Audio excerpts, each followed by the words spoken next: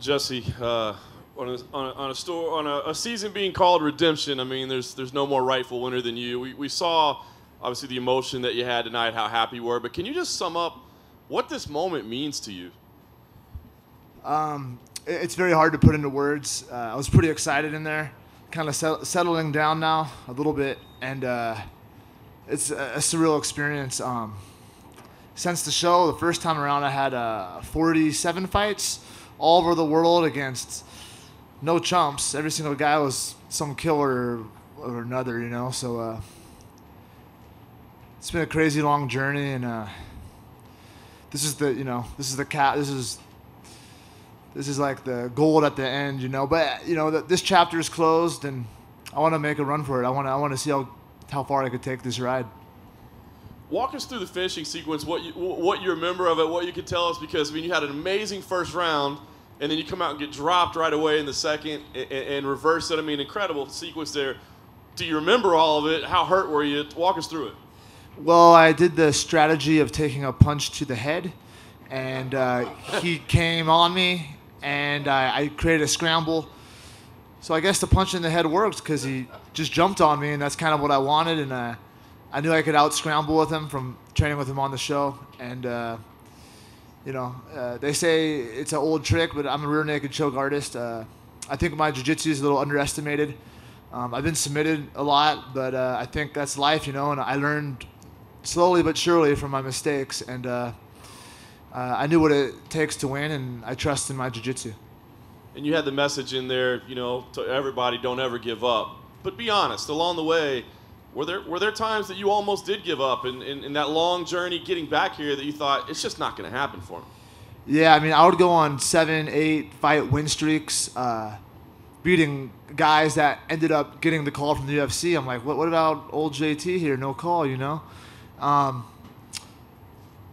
But the crazy thing of it is I love to fight. I love to compete. And I told myself if it takes me till I'm 60, I'm going to get back in UFC. And once they told me about the show through Tom Galicchio actually kind of was the first one to tell me, I was like, man, that's about me. And like they say, and Jim Carrey said in Dumb and Dumber, you know, I totally redeemed myself. That's great. Last thing for me, I mean, you touched on it a little bit, but you're not a typical TUF winner. I mean, with the amount of experience that you have and what you've done, do you feel like you need to be deserved or recognized as a contender right now, or do you feel like there's work to be done?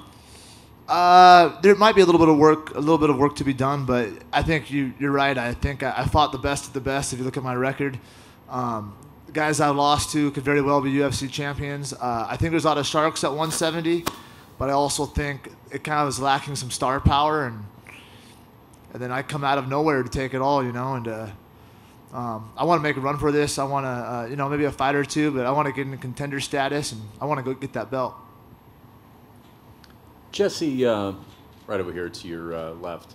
Obviously, the redemption narrative, it's very well known for people who watched The Ultimate Fighter for many seasons, the one very high-profile mistake so many years ago. And I'm sure maybe you'd like to have not done that. But that being said, now that you know tonight for the first time what it's like to win The Ultimate Fighter, if you could take yourself back mentally all those years ago, do you think you would have really been prepared to be the Ultimate Fighter and for this moment, or this entire path of redemption, has this been important to get to this point for that level of maturity, you know, to really be able to handle it right now? Yeah, I think everything happens for a reason. I don't regret. I mean, it was pretty foolish what I did, but I don't regret a thing. I think it made the story of JT Money, you know, and I messed up, but at the same time, it made me pretty hungry to get back. And it kind of fueled that fire. Like, you know, not a day goes by I don't think about that. And who knows? Like, if I won back then, I might have been in and out and done with UFC. And I just kept grinding and kept plugging away and fighting anyone, anywhere, anytime. And I think in the end, it got me a lot better and made me a better fighter and person.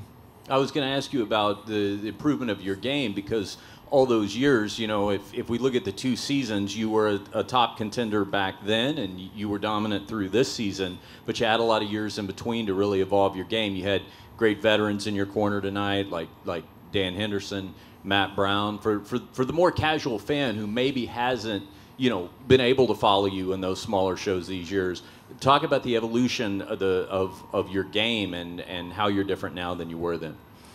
Oh man, you go everywhere, you fight anyone, anytime. You have no choice to get better.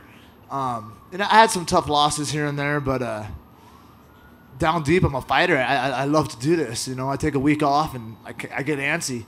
And it's been a crazy long journey. TUF 25 came about. Trained with, you know, Dan Henderson, Team Quest before that. Ended up going to another gym, the Arena. I've been everywhere. And then on TUF 25, I reconnected with Matt Brown, who was on TUF 7 with me.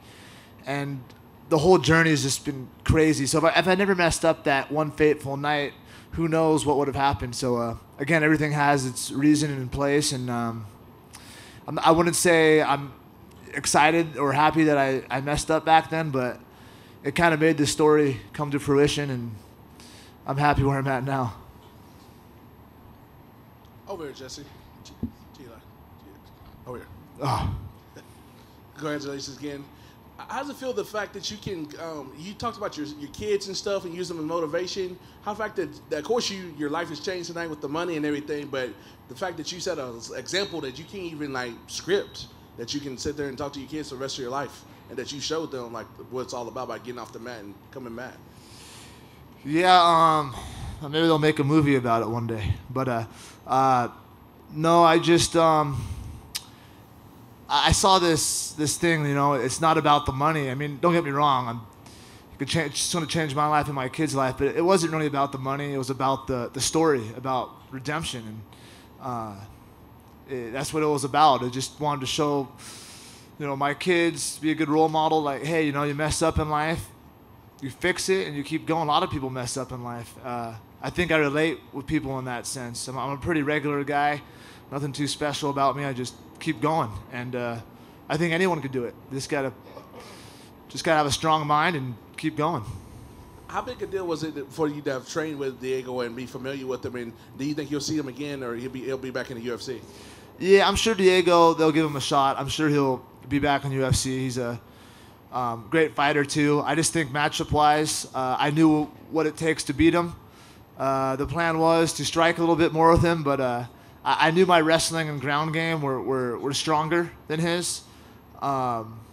There were some holes I want to, of course, clean up, but I knew what it would take to beat him, and I just went with that. Jesse, over here. Can I be prying and ask what you'll do with the $290,000? $290,000. You know, 50 of that, I told myself I want to start a college fund for my kids, probably 25 each, and I might just put the rest in my closet. No, I mean, I might, but I'll probably give a lot of that to my girlfriend to kind of hold that for me and help me make some solid investments. I don't want to burn through this money. I'm a little bit older and wiser now, and I definitely want to start something for my kids, and I kind of just want to save the rest of that money, and maybe I'll get that RV I've always wanted. But other than that, I want to just save it and make some sound investments. There was a moment outside, I think it was with your girlfriend, that there was a very tender embrace together. Maybe through all this that other people have believed in you as well and stuck with you, like your girlfriend. Is that the case? Yeah, you know, I do believe that I've had some angels through my career, people that, you know, when I fell down, that kind of stuck with me. And those people know who they are. My girlfriend, my dad is here, my family. I'm real lucky that I have a good support system and people that kind of helped me when I was down, and hopefully I can inspire some people and do the same thing and help out some other people, because they definitely have helped me, and I stuck with it, but I've had some good help along the way, and that's what this life and this world's all about. I think sometimes helping people. That's definitely an inspirational story. Thank you very much. Congratulations. Thanks, bro. Hey, Jesse over here. How's it going? Congratulations on the win. When you beat James Krause on the show, how much confidence did that give you going into this fight? Just because Krause was favored to win the show. Yeah, that's a good. I personally think, I don't know, Diego and Krause. I think maybe that fight could go either way, but I thought Krause was one of the top. I thought me and him were the top seeds. Once I beat Krause, I was pretty confident that I could beat anyone there. But saying that, Diego's a dangerous guy too. But beating Krause, definitely helped my confidence out, and I knew once I beat him, I could win the whole thing. When you were on the show, did you feel more pressure to kind of be a role model and not sort of repeat some of the same mistakes you made on the show the first time? Was that sort of on your mind all the time when the cameras were there? I wouldn't say so. I just think I've grown up a little bit. It's kind of funny because this time around, like last time I was kind of the wild man, and this time I'm like breaking up fights and being the pacifist and stuff. So I think I'm just a little bit older now. I mean, I still got that wild side in me, but you live and you learn. And you eventually get older and you change some of your ways. And last question for you here. Ideally, when would you like to get back in the cage as far as your next fight? The TUF journey, I've been quite busy. I think since TUF 7, I've had 48 fights all over the world, fighting the best of the best. I think it's been a long, tough journey. I want to take a week off with the kids, kind of regroup a little bit. But it'll be nice to get another fight before the end of the year. Another fight in 2017. I don't know about 3 more or 2 more though, but I think I could do another one. Kind of rest up. My body feels good right now. I'm a fairly hyper kind of guy, so like I know after a week or so I'll be wanting to fight again and train again. Jesse over here. When the show was announced, they said it was going to be $250,000 in prize money, and today there was a little bit extra on there. It was $290K. Did you know that was going to be the total, and was there any explanation about why you received additional funds? Yeah, what it is, the UFC has a separate contract, which is 15 and 15, and then the 250 is from the actual show, from the production. So they're like kind of separate, and they just put it together. But yeah, that 250 was the icing on the ice cream. I don't know if I'm saying that right, but I think I messed that up in TUF 7 too, actually.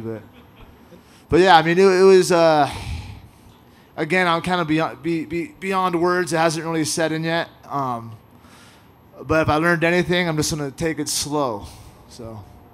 And then you mentioned Matt Brown, who was in your corner tonight, and you guys trained together obviously 9 years ago on the show, and then this time he was one of your coaches. Can you talk about him specifically, watching a guy like that go on and have success in the UFC while you were out of the organization and then having the chance to reconnect? Yeah, I mean, me and Matt Brown trained on TUF 7. We actually fell out of the cage together. And he's kind of similar to me. He trains really hard, fights really hard. His spirit, you see how good he got since TUF 7, which I've always looked up to. And even back in TUF 7, I remember him telling me words, like really motivational guy. And then I saw him at TUF 25. TJ brought him as a coach, and we started training again together. And we kind of talked about me going out there to finish up camp. And he gave me the call like a month and a half ago. And once he called me, I was like, I was pretty cool with him. And kind of stamped the envelope. I wanted to go out there and finish the job. You're over here to your right. Yeah. Your coach, your longtime coach, Dan Henderson. Yeah. Obviously known for his long, inspirational speeches.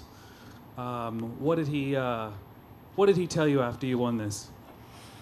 Well, I know before this he just said punch him in the face, and then take him down. And I just took him down without punching him in the face. But Dan's the man, but he is a man. He's a man of few words, but very inspirational words. And to win this thing with my family, my girlfriend, with Matt Brown, with Dan Henderson, another good coach, Kazeka Munoz, and to win this thing with around good people that I trust and have respect for.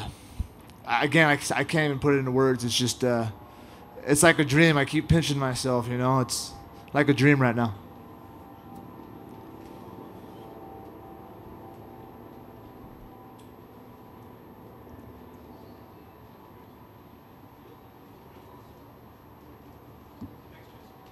Thanks, guys.